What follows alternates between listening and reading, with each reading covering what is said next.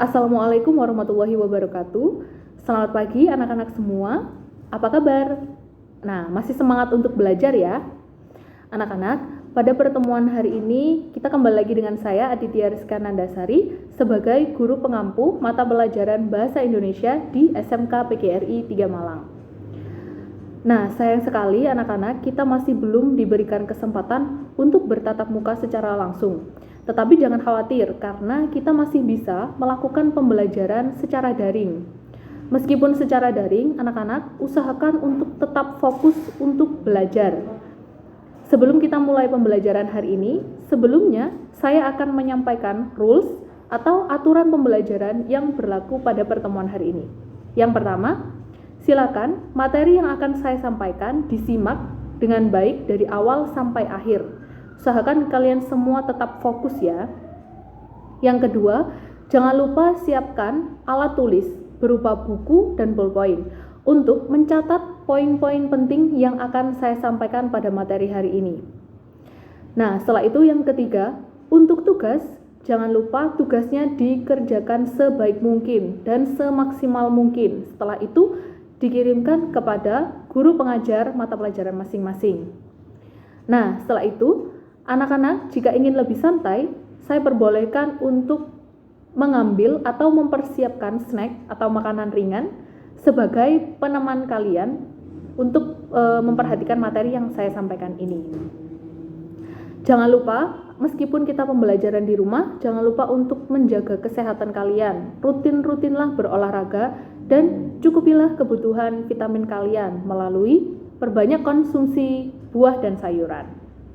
Oke anak-anak, kita akan mulai pembelajaran hari ini. Tonton video anak-anak, pada pertemuan kali ini kita akan mempelajari tentang teks biografi. Sudah punya gambaran belum mengenai teks biografi? Atau apakah kalian sudah pernah membaca bagaimana bentuk dari teks biografi itu sendiri? Pasti kalian sedikit-sedikit sudah pernah membaca ya, bentuknya teks biografi itu sendiri. Oke, saya lanjut ya. Nah, siapa yang tidak kenal mereka berdua? Atau ada yang tidak mengenal mereka? Pasti kalian semua sudah mengenal mereka kan ya. Nah, jadi kedua tokoh ini mempunyai kisah hidup yang sangat inspiratif, baik itu dari kisah hidup pribadinya atau bagaimana kisah perjuangan mereka hingga memiliki atau telah mencapai pada titik kesuksesan tertentu. Atau bisa juga di kehidupan mereka ini, mereka menemukan sesuatu yang belum pernah ditemukan orang sebelumnya. Contohnya siapa? Bapak B.J. Habibie. Dia menemukan desain pesawat terbang satu-satunya dari Indonesia. Nah, yang sebelah kiri ada Bapak Soekarno. Nah, dia sebagai Bapak Proklamator Negara Republik Indonesia ini. Sekaligus dia sebagai Presiden pertama di Indonesia ini. Tentu kalian sangat terinspirasi bukan dengan kisah hidupnya mereka berdua, bagaimana kisah perjuangannya mereka memperjuangkan sesuatu untuk bangsa kita.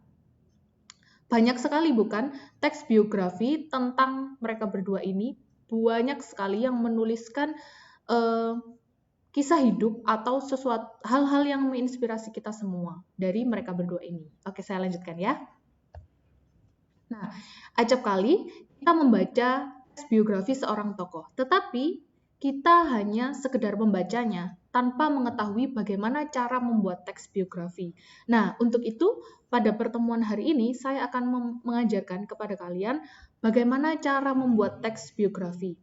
Kenapa sih kita itu harus tahu cara membuat suatu teks biografi? Ada yang tahu? Oke, jadi alasannya adalah agar kita tidak menjadi pembaca yang konsumtif saja. Konsumtif itu kita hanya menerima atau kita hanya membaca tulisan dari orang lain. Kan lebih bagus kalau misalnya kita membuat sendiri tulisan biografi itu. Syukur-syukur kalau misalnya tulisan kita itu bagus, lalu bisa dijadikan sebuah buku. Kan banyak contohnya buku-buku biografi yang khusus membahas satu tokoh saja. Sampai di sini bisa dipahami ya, itu tujuan pentingnya kita mempelajari teks biografi. Oke, saya lanjut. Nah, definisi teks biografi itu sendiri adalah suatu bentuk teks yang berisi mengenai kisah atau cerita suatu tokoh dalam mengarungi kehidupannya, entah itu berupa kelebihannya, masalah, atau kekurangan yang ditulis oleh seseorang agar tokoh tersebut bisa menjadi teladan untuk orang banyak. Nah, jadi selain teks biografi ini, ada satu teks lagi yang disebut teks autobiografi. Nah, apa perbedaannya mereka berdua? Bisa kalian lihat pada slide PowerPoint yang saya beri tanda merah. Yang saya beri tanda merah itu perbedaannya dapat ditinjau dari penulisnya. Apakah riwayat tersebut ditulis sendiri atau orang lain yang menulisnya? Jadi, kalau teks biografi itu dituliskan oleh orang lain.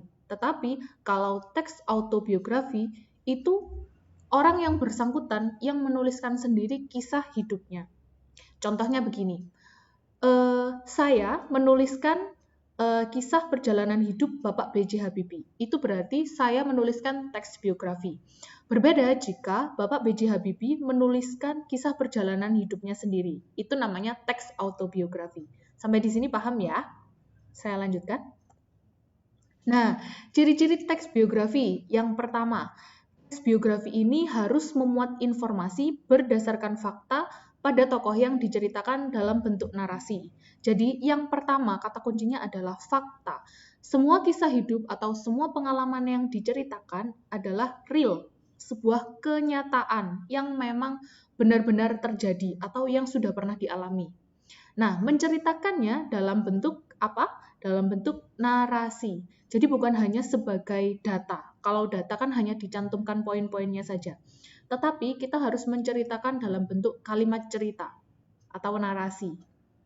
Saya lanjutkan, ciri-ciri yang kedua, memuat sebuah fakta pengalaman hidup suatu tokoh dalam memecahkan masalah-masalah sampai pada akhirnya sukses, sehingga patut menjadi teladan. Nah, ini salah satu contohnya, kalian bisa menemukan pada biografi seseorang yang misalnya dulunya dia itu bukan seorang apa-apa, tetapi pada suatu titik dia menemukan kesuksesannya atau bisa meraih kesuksesannya. Nah, itu juga bisa dijadikan teks biografi dan bisa kalian ambil manfaatnya. Nah, yang ketiga, teks biografi memiliki struktur yang jelas. Oke, nanti kita akan bahas mengenai struktur teks biografi. Saya lanjutkan dulu ya. Nah, ini bisa kalian lihat jenis-jenis teks biografi. Yang pertama, jenis-jenis ini berdasarkan sisi penulisnya. Ada teks autobiografi. Nah, yang tadi sudah saya jelaskan, kalau autobiografi itu ditulis sendiri oleh orang yang bersangkutan. Nah, yang kedua ada teks biografi. Nah, kalau teks biografi ini dituliskan oleh orang lain. Lanjut, biografi berdasarkan izin penulisan dibagi menjadi dua. Kalau yang tadi berdasarkan sisi penulis, kalau yang ini berdasarkan izinnya. Yang pertama ada authorized biografi. Authorized biografi ini merupakan sebuah biografi yang penulisannya mendapatkan izin atau sepengetahuan tokoh yang akan ditulis kisah hidupnya. Yang kedua ada unauthorized biografi. Nah, kalau unauthorized ini penulisannya tanpa seizin dan sepengetahuan tokoh yang akan ditulis kisah hidupnya. Biasanya, penulisan authorized biografi ini disebabkan karena tokohnya sudah meninggal. Jadi perbedaannya sudah sangat jelas ya. Kalau authorized itu sebelum kita menuliskan biografi, kita meminta izin dulu kepada orang yang bersangkutan. Kan nggak layak ya, nggak etis kalau misalnya kita mau menuliskan kisah hidup seseorang, orangnya masih ada, orangnya masih hidup, lalu kita langsung saja menuliskannya. Kan kurang sopan, kita itu namanya tidak menghargai privasi orang lain. Jadi kita memerlukan izin dulu kepada orang yang bersangkutan. Nah, kalau yang kedua ini, unauthorized, ini karena tokohnya sudah meninggal dan bersifat umum. Jadi kita diperbolehkan untuk menuliskan kisah hidupnya. Sampai di sini bisa dipahami ya. Oke. Selanjutnya berdasarkan isinya. Yang pertama ada biografi perjalanan hidup. Nah, biografi ini berisi tentang sebuah perjalanan hidup lengkap seorang tokoh atau diambil dari bagian-bagian yang dianggap mempunyai kesan. Nah, jadi kalau biografi perjalanan hidup ini menuliskan bagaimana perjalanan hidupnya. Bisa jadi dari dia lahir sampai dia meninggal. Nah, Lalu yang kedua ada biografi perjalanan karir. Nah, biografi ini berisi sebuah perjalanan karir seorang tokoh mulai dari awal hingga karir yang dilakukan saat ini. Atau bisa juga perjalanan karir dalam mencapai kesuksesan tertentu. Nah, kalau perjalanan karir ini fokusnya adalah ada di suatu karirnya atau ada pada suatu pekerjaannya. Misalnya, seseorang yang dulunya belum sukses, lalu sekarang dia sudah sukses atau menemukan sesuatu. Nah, kita bisa mengambil bagaimana caranya dia untuk grow up hidupnya, mengupgrade hidupnya. Dari yang sebelumnya belum sukses sampai pada akhirnya dia sukses pada satu bidang tertentu. Itu yang kita ambil. Paham ya? Nah, berdasarkan persoalan yang dibahas, yang pertama ada biografi politik. Nah, ini penulisan cerita hidup tokoh atau suatu negara dilihat dari sudut pandang politik. Biografi semacam ini mendapatkan bahan dari kumpulan berbagai riset. Akan tetapi, biografi politik ini biasanya tidak lepas atau syarat akan kepentingan penulis atau tokoh yang minta untuk ditulis. Biasanya biografi politik seperti ini memang erat kaitannya dengan kepentingan-kepentingan politik, ya. Setelah itu biografi intelektual. Nah, biografi ini hampir sama dengan biografi politik. Persamaannya yaitu kumpulan bahannya yang didapatkan dari berbagai riset. Namun, penulisannya dituangkan dalam gaya bahasa ilmiah. Jadi, menggunakan gaya bahasa resmi seperti penelitian. Oke, yang terakhir berdasarkan jurnalistik.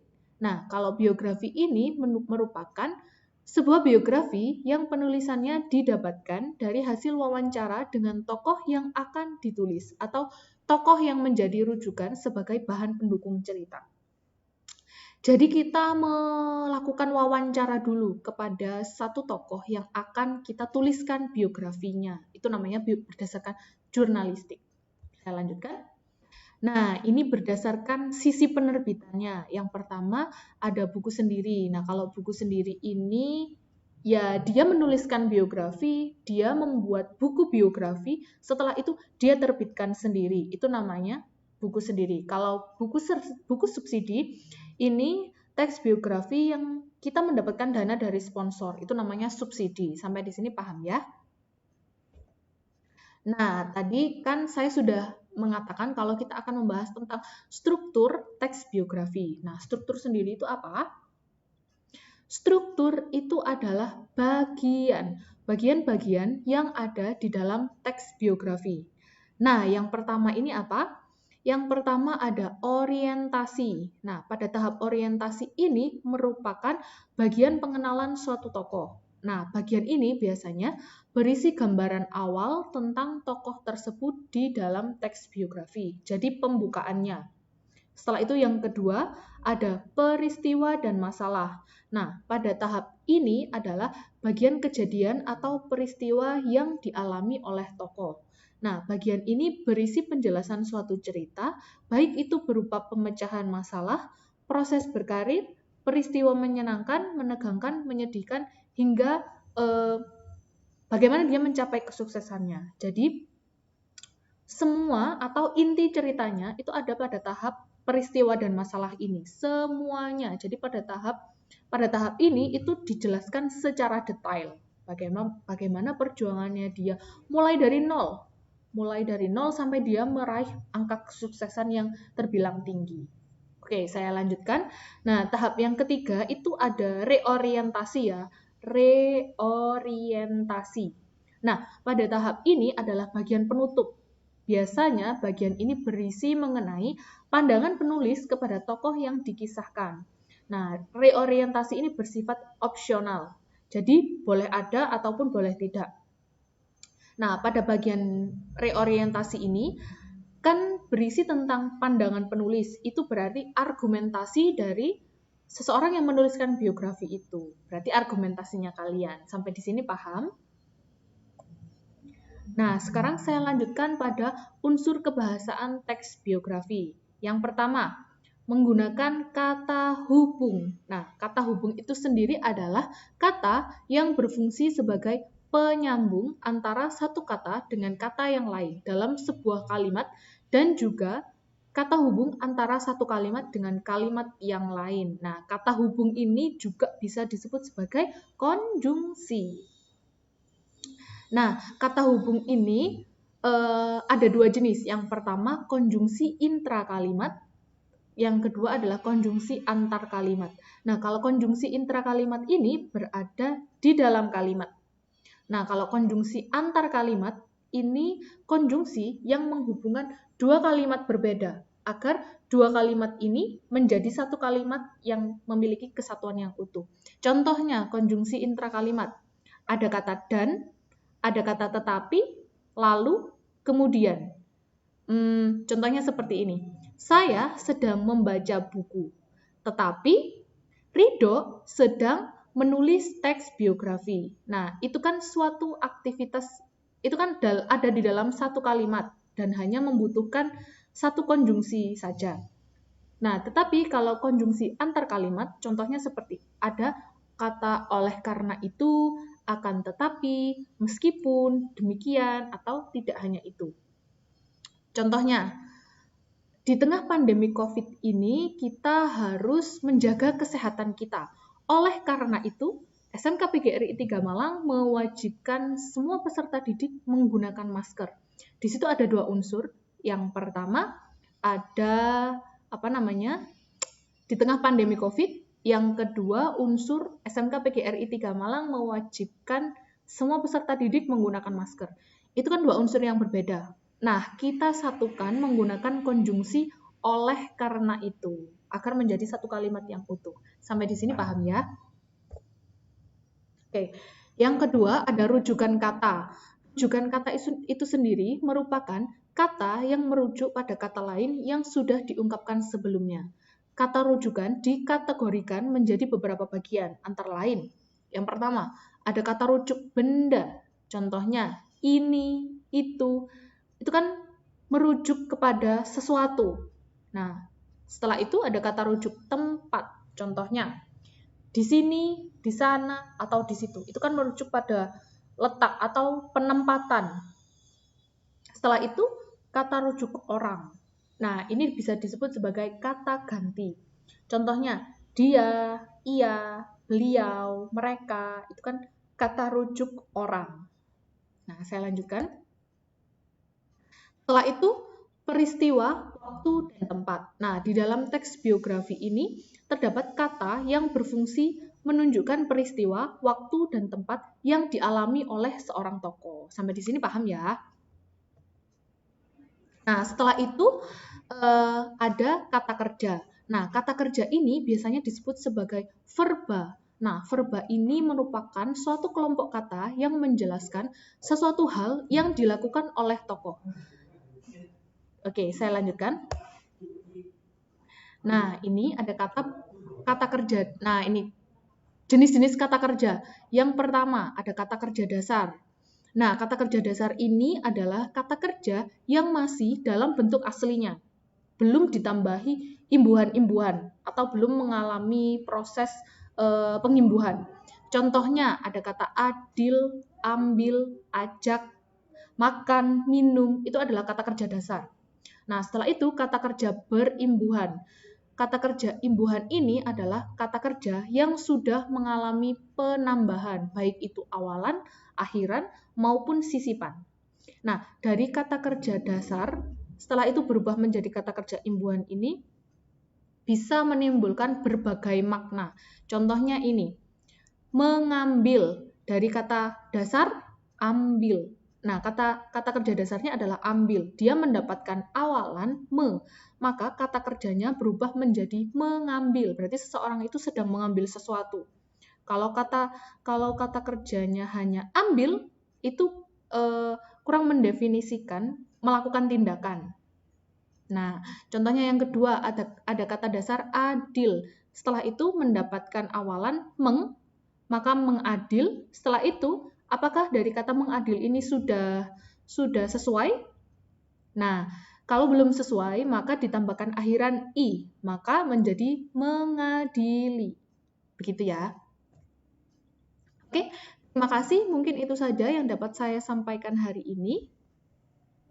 Terima kasih. Nah, anak-anak, tadi kita sudah mempelajari tentang teks biografi. Nah, kita akan review sebentar ya.